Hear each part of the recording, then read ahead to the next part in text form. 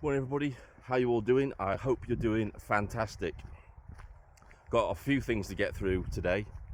So first off, news is that it's been reported that Starmer's chief of staff, the one who hid £740,000 worth of campaign donations, will not be facing the Electoral Commission's investigation. There will not be an investigation into that.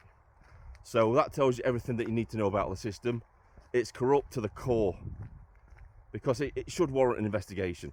And what's to bet that somewhere along that chain of hierarchy there's a Fabian in place. All I'm going to say on that. Also, I'm going to show you some footage now of an incident that took place yesterday in Newcastle. Watch this. I've got some questions about this.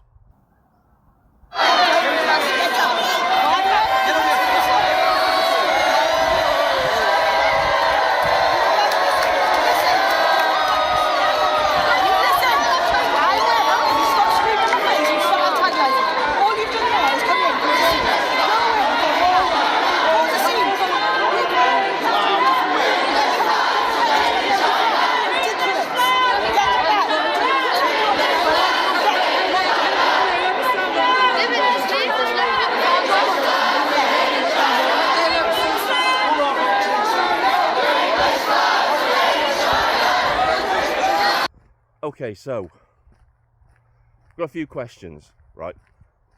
So one of them being, why did the police liaison officer steal that lady's union flag? And it is stealing, that is theft.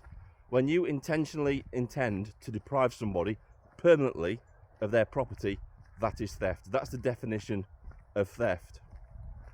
So why did he do that? Fair enough, move them on, but why steal the union flag? Why take it off her? Why snatch it out of her hand? Why even do that? And what authority did he have to do that?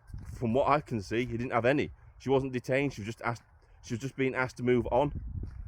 So the police, once again, working without any accountability, they think they can do whatever they like to the people of this country without any sort of accountability or oversight.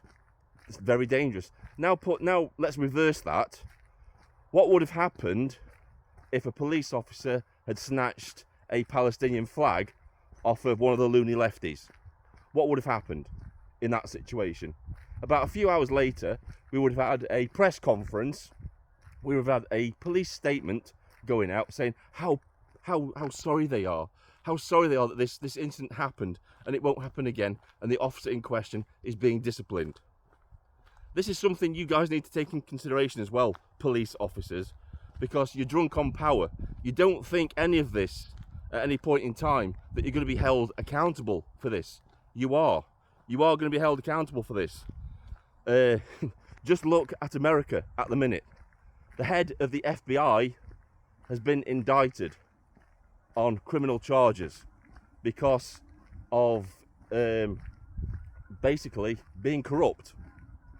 Now, we know that the majority of police commissioners and police chiefs in this country are corrupt. They're corrupt.